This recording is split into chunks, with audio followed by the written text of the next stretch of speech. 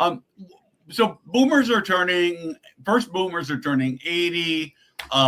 There's a lot of belief that boomers are going to want something very different than the generations before.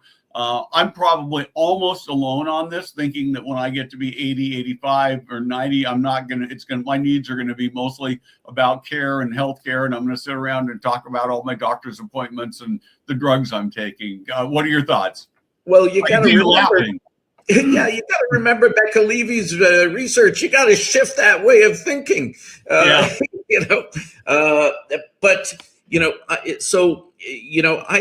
think that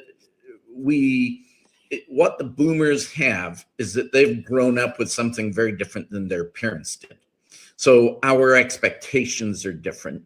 When I first lived in Jamaica, which is where I grew up, and as a kid there, we had black and white TV. We had the little rabbit ears, and we only had 3 channels. My kids today have all these channels and streaming and so forth. So their expectation around that one thing is going to be very, very different than mine. And I think that that's part of it. But our human needs are still very similar to, we want to love. We want to feel like we are part of something.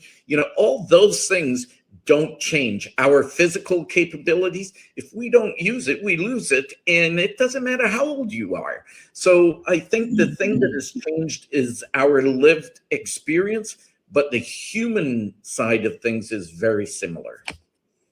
I like that a lot. And I was, one of the things that I'm seeing as I get into my 70s is that my circle of friendships is shrinking. Oh, yeah. And people are dying, people are moving further apart because kids are moving and all of those kinds of things. And I find myself thinking, I've got a house on a half acre, it's single story. I've got 10 chickens, 3 dogs, 3 cats.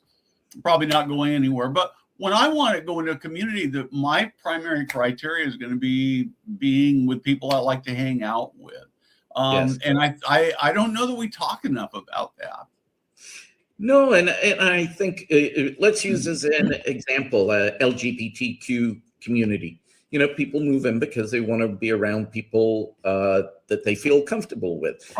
You have the Priva or Priya communities. I can't remember how you pronounce it, but the East Indian communities. And a lot of people move into that community because they want to be around people like themselves and who they feel comfortable with. For me, I would move into somewhere where people are active because I enjoy riding. I enjoy playing pickleball.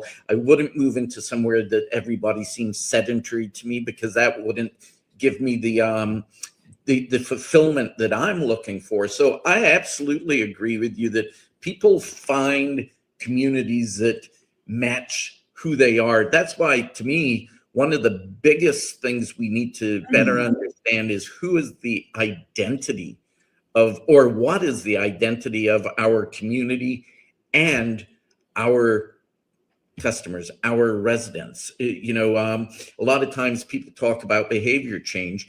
But I think before you can get to behavior change, you need to change your identity to see you changing your behavior. Well, I need to change my identity to see myself calling a senior living community home.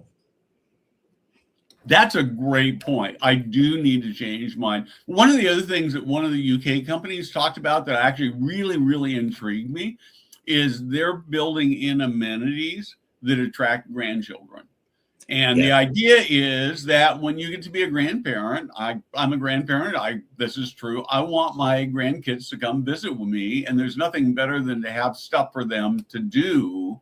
And so that's a really intriguing idea. And it's the only time I've heard that discussed. Thoughts on that? Absolutely. I'm sure you are familiar with John Swanson at Willow Valley. John's whole thing, and I've interviewed him numerous times over the years, is that he doesn't build for older adults.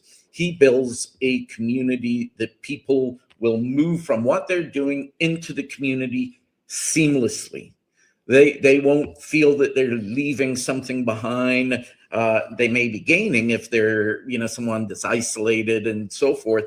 And then he builds a community, as you said, to attract the kids and the grandkids, such as building in a bowling alley, such as building in pinball into it. I mean, I'd be sitting there with my kids and not grandkids yet, but, kids, and I'd be playing that all day long, the communal pool, communal seating, all these kinds of things to bring people together. I think that is a key part of it. And if you look at the built environment, how do you build the environment for connection as opposed to, not?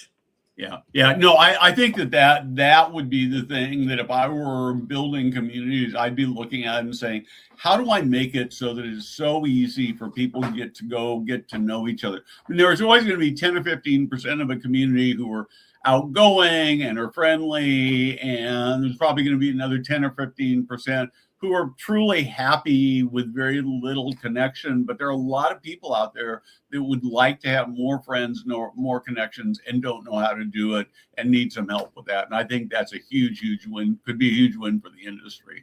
Oh, I think so. I mean, when I moved up to Canada from Jamaica, as the tan kid with the weird accent, and I came into grade 8 and no one really wanted to hang out with me. And, you acclimatize and you adapt and you meet people, or you don't. It really is, it's almost that simple. And the meeting people is where the experience happens. The don't is where, life's not so good on your own. Yep.